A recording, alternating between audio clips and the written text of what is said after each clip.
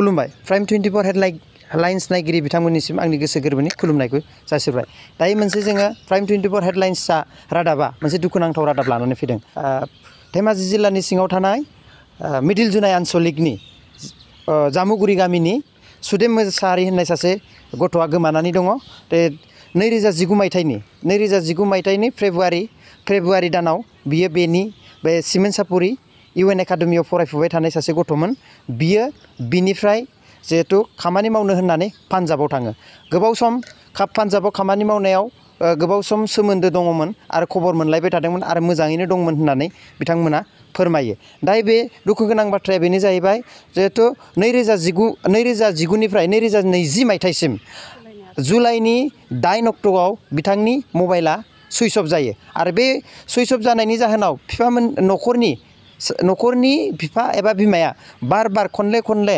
Phone थुब्लाबो switch off होननानै बिथांनि मबाइला जुलाइनि 17आव गेवो बे गेवनाय समाव बिथांमोना मोननानै फनखौ रायलायनो मोननानै मोनसे मिथिनायसो मोनबाय जे दुखु गोनां बाथ्राया जे बिनिफ्राय लानानै गुबुन सासे मानसियासो फनखौ रिसिभ खालामनानै बुंहरबाय जे नोंथांनि गथ'आ जोंनि आखायाव दङ नोंथांनि गथ'खौ नांगौब्ला 2 लाख रां होयोब्ला नोंथांनि गथ'खौ हरगोन आरो मोनगोन होननानै बिथांमोननियाव फोरमायहरो बेखौ मिथिनानै बिथांमोना जे बिथांनि गथ'आ किडनेप जादों होननानै मिथिनानै जिहेतु पुलिस जोंनि सरकारि बिफान पुलिस प्रखाखनफोरनो गोबां खनले खावलायसेयावबो बिथांमोना जेबो एक्सन लायाखै दिनैसिम 2 दान जाबाय बे 2 दान समावबो बिथांनि जेबो मोनसे सुलाद एबा बिथांनि बबाव दं माब्रै दं बे जेबो खौरां मोनाखै बिनि थाखाय गोबां दुखु फोरमायदों बिथांमोना हास्थायदों जोंनि माहारियारि बर'नि मोनफ्रोमबो आफादफ्रा बिथांमोनखौ जिहेतु मदद होनांगौ होननानै बिथांमोना खावलायदों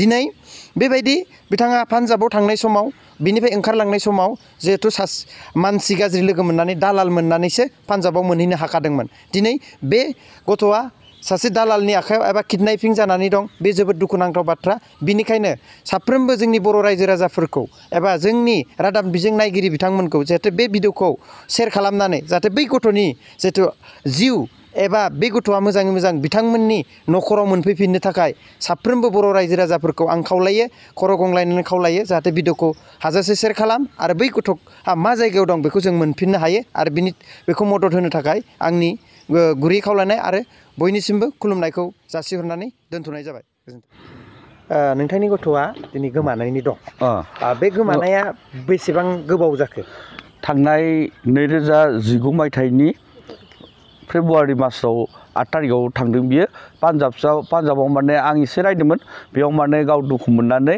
माने ओंखारलांदोंमोन बेयावनो माने ट्रेनाव बोरैबा दालाल लोगो मोननानै बेखौ पान्जाबसिम लाना थांदों जाहैबाय पान्जाबाव लाना थांनानै पान्जाबाव मोजाङै दंमोन सासे पान्जाबि मानसिनाव बियो खामानि मावदोंमोन खामानि मावनानै बियो मोजाङै थायै मार्चनि 20 तारिखआव बियो फैफिननो गोनां टिकेट दंमोन नाथाय 22 तारिखआव लकडाउन जाना होनानै फैनो हायासै बेनिफ्राय मालिकनावनो थाफिननो गोनां जाबाय मालिकनाव थानानै जुलाइ 8 तारिखसिम बियो 7 तारिखआवबो बिमाजों रायज्लायदोंनो मोनाब्लियाव दुखु सुखुफोरखौ रायज्लायजोबनानै बेनिफ्राय 8 तारिखआव जों फन हराखै 9 तारिखआव जों फन हरदोंमोन गथ'नि मबाइला सुइच अफ ओमफ्राय मालिकनाव जों थुबाय मालिकआ ओमफ्राय फन हमबाय हमनानै जों सोंबाय जे जोंहानि फिसालानि मबाइला मानो सुइच अफ होनना ओमफ्राय मालिकआ होनदों नोंसानि फिसालाया इयाव गैलाना खारबायसो होनना बुंदों माने गथ'नि मबाइलावथ' सुइच अफ जों सुइच अफखौ माने थुनायबाय थादों ट्राइ खालामबाय थादों आरो गथ'नि मबाइला मालिकखौ गिनानै बियो खाथियाव थानाय समाव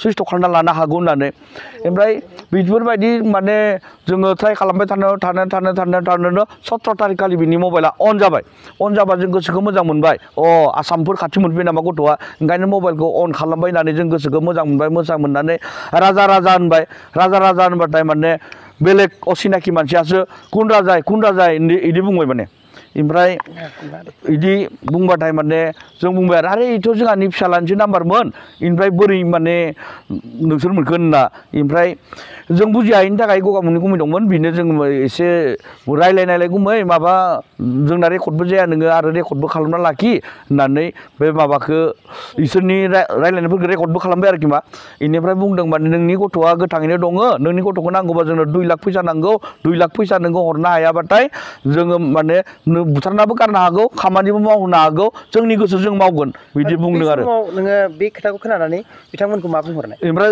बिथांमोनखौ आं बिराद रिकुवेस्ट खालामहरदो जों लासै लासैबाबो हरगोन गथ'जों जोङो रायलायनो हो होनबाय थादों फनखौ रायलायनो होआखै ओमफ्राय माबा खुगा हमजेना अवा बुंनाय मोनसे हरदो दा गथ'नि ना नंगौना नङा जों बेखौ बुंनो हाया भिडिअ कलबो खालामाखै नोंथांनि गथ'आ बेसेसो बैसोनिमोन जा 17 बोसोरनि भाई फरायदोंना फरायाखै फरायदोंमोन क्लास 9आव सिमेन्ट सापरियावनो UNB एकाडेमियाव फरायना दंमोन डान्सबो लादों बे सिलाफोथाराव ओमफ्राय दाथ' नोंथांनि गथ'आ गोमानाया 2 दानसो जाबाय दा बे समाव नोङो पुलिसनो FIR फोर होदोंमोन जोङो 17 तारिखै खबर मोननानै जुलाइनि 18 तारिखैनो FIR मोनसे होदोंमोन बे FIR होनाया माने जोंना आसामिसनि FIR लिरनाय जादोंमोन बियोलायनो पान्जाबाव सिनायनो हायिनि थाखाय बुजिनो हायिनि थाखाय इंलिससो होफिननांगौ जादों बेखायनो माने जोङो 9 आगस्टआव जोङो इंलिसजों लिरनानै मोजाङै होफिनदोंमोन होनानै नाथाय दिनैसिमबो जोंना पुलिस माबाया जोंनो दिनैसिमबो जेबो खौरां होनो हायाखै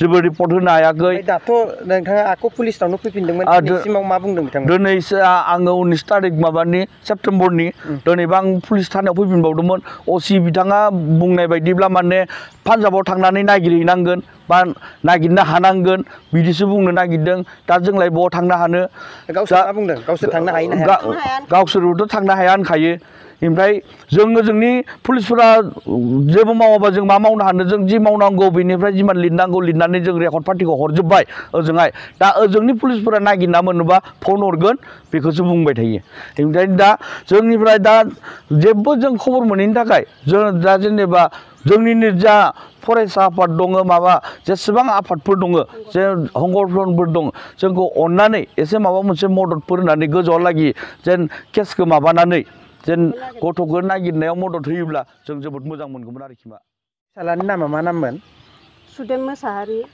दा बियो दा पान्जाबाव थांनानै गोमाना दं बिनि थाखाय जोङो गोबां खारथिंगासिनो दं दिनै 2 मास जालांनोसै पुलिसनो माबा होबाबो जोङो जेबो खबर पाति मोनाखै बिनि थाखायनो जोङो गोजौनिफ्राय मदद लुगैदों जे आंनि फिसाखौ अननानै बयबो हेल्प खालामलायनानै नागिरनानै होयो बयबो मदद होलायो आङो खुलुमनाय थाबाय फिसाखौ आङो न'सिम जेने थेने नागिरनानै लाबोनो हायोबा आं जोबोद साबायखर बावगोन आं सरखारनिफ्रायबो जोबोद मदद लुगैदों नाथाय सरखारनिफ्राय जेबो मदद मोननो हायाखै सरखारा दिनैसिम पान्जाबाव थांनानै नागिरहैनो हानाय बिथोन होनो हाया नामा जे बिराद गिदिर गिदिर माबा दङ जोंनि बर'फोराबो मन्थ्रि दङ बायदिसिना इदि दङ जों दा जाम्बि मानसि जों दा गोथौ एरियानि मानसि जों बुंजोबनो रोङा बेसेबां गिदिर गोलाव मानसि दङ बिसोरो जोंखौ अननानै सहाय खालामोबा जों जोबोद गोजोननाय थागोन मोनसे मुंबो थागोन आंनि फिसाखौ नागिरनानै होबाय आमुगा दा मा खावलायो नोङो जे दिनैनि बे माबानि गेजेरजों आंनि फिसाखौ रायजो राजाफोरा नागिरनानै जेरैखि जायाबाबो नागिरनानै होथारनांगौ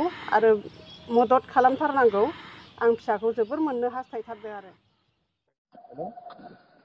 हेलो हाँ हेलो सोचा आपने कुछ कि नहीं बोलिए आपने सोचा कुछ कि नहीं क्या सोचा है वो लड़का को बात करा दो लड़का को बात करा दो लड़का से क्या बात करनी है आपने अरे तो विश्वास करना है तो लड़का का साथ बात करेगा ना कि हम गाड़ी में बैठे हैं अभी हम बाहर आए हैं उसको लेके कुछ खिलाने पिलाने के लिए ठीक है कहीं पे बात करनी है उससे आप क्या बात करोगे आपकी लड़के से बात कराए उससे उसको मारे 21 साल की बात कर है नहीं बात करेगा हेलो हाँ बोलिए आवाज सुन ली ना उसकी कि नहीं सुनी हैं यार आवाज सुन ली उसकी क्या नहीं सुनी तो हमारे लैंग्वेज मोबाइल से हम लोग का भाषा में बात करेगा ना तुम ये किया है मोन्टा का बंद तो कर लिया तो हमने अब जो हमने बोला है आपको आपने वो करना है क्या नहीं करना अगर नहीं करना तो हम आपको आप फोन नहीं करेंगे पक्का करेंगे ये करो ये लड़का को पहले हम लोग का लैंग्वेज में बात करने को दो तो हम लोग सोचेंगे ना सोचेंगे कोई नहीं आप ऐसा करो आप सोचते रहो ठीक है ना आप ऐसे अगर मैं उसकी लैंग्वेज में अगर बात करवा दूं अगर आप पुलिस वालों को सुना के कि हाँ जी देखो उन्होंने कराया फिर ले जाओ फिर हम आपसे अपनी बात कर सकते हैं आप ठीक है ओके आप रहो आराम से हाँ आपका जी कहा? सलीम मेरा नाम है। और अब मेरी बात सुन लो आप ध्यान से। हाँ बोलिए। हेलो, हाँ जी बोलिए। आप मेरी बात सुनो ध्यान से। आप मेरे को बार बार फोन कर रहे हो ना, मेरे को सब पता लग जाएगा। अगर आप पुलिस के पास में गए या आपको कुछ भी, ठीक है ना, आपका ट्रेस हमने कर लेना है। आप पुलिस के पास में गए या आपने पुलिस से कोई भी बात करी या कुछ भी, तो आप अपना सोच लेना, ठीक है। हम नहीं मिलेंगे आपको। हमने तो सिम अभी 1 मिनट में बंद कर देनी है, बस तोड़ देनी है, ठीक है। आप अगर चालाकी करोगे तो। आपको कैसा लगी करेगा? क्या? हम लोग को कैसे चलाए कर सकते हैं? हम इतना दूर है, आप कहाँ है? मेरी बात सुन लो, आप पैसा भेज सकते हो क्या नहीं, ये बताओ। क्या क्या चीज? क्या है अभी वो तो जान सकते हैं हम। यार आपने पैसा भेजना है क्या नहीं भेजना, आप बस एक जवाब दो, हम दूसरी जवाब नहीं पूछते। प्रॉब्लम क्या अरे है? क्या प्रॉब्लम है जान तो सकते हैं ना, आप बता तो सकते हैं। प्रॉब्लम यही है, उससे हमने पैसा लेना है, ठीक है ना। बस हम अभी हम आपसे बात नहीं, कोई नहीं हमारे पास में है, जब तक वो बंद है या उसका पैसा कोई नहीं, हम काम करवा, वैसे हम कुछ भी कर देंगे। ज्यादा करेगा तो साले को मार के फेंक देंगे कहीं पे, पता नहीं लगेगा। उसने क्या किया था? पैसा लिया है उसने, और क्या करा है। हम आपसे क्या कही जा रहे हैं बार बार। कितना लिया था? आपसे कितना पैसा लिया था, क्या मैं जान सकती हूँ? क्या? आपसे पैसा कितना लिया था वो? मैंने नहीं, उस जो आप बोल रहे पैसा लिया है तो कितना पैसा लिया जान सकती हूँ? यार आप ये बताओ, पैसा आप भेज सकते हो क्या नहीं? जितना हम कहेंगे उतना पैसा भेज सकते हो क्या नहीं भेज सकते, ये बताओ। आप बता सकते हैं कितना पैसा लिया था वो? क्या? कितना पैसा लिया था आपसे?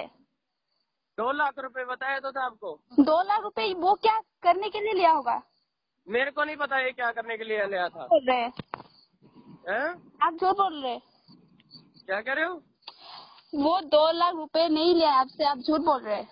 आप अभी हमको 50,000 रुपए भेज सकते हो क्या नहीं, है बताओ बस। किस लिए पैसा भेजना है यार? उसको अगर छोड़ना है, अगर वो आपको चाहिए इसकी जान, तो आप पैसे अभी भेज दो, ठीक है। और हम बता देते हैं उसको, हम फोन दे देंगे, आपकी से बात हो जाएगी, फिर वो आपको बता देगा कहाँ पे आके मेरे को ले दो, ठीक है ना। आ गया समझ के नहीं? आपको भेजेगा मैं कैसे? ये आपका एड्रेस नहीं पता तो? मैं बताता हूँ ना आपको कैसे भेजना है, मैं बताऊंगा आपको। हैं? ठीक है रखो। क्या कह रहे हो? रखो। कोई नहीं, उसको आज उसकी कहानी खत्म हो जाएगी, वो नहीं आपको मिलेगा। ठीक है, हम लोग भी ये रिपोर्ट कर रहा हूँ। कर दो अभी कर दो, जल्दी जाके कर दो। हम तो कह रहे हैं आप जल्दी जाओ, जल्दी जाके कर दो, काम खत्म। फोन भी आपका बंद हो जाएगा, फोन ही से मैं अभी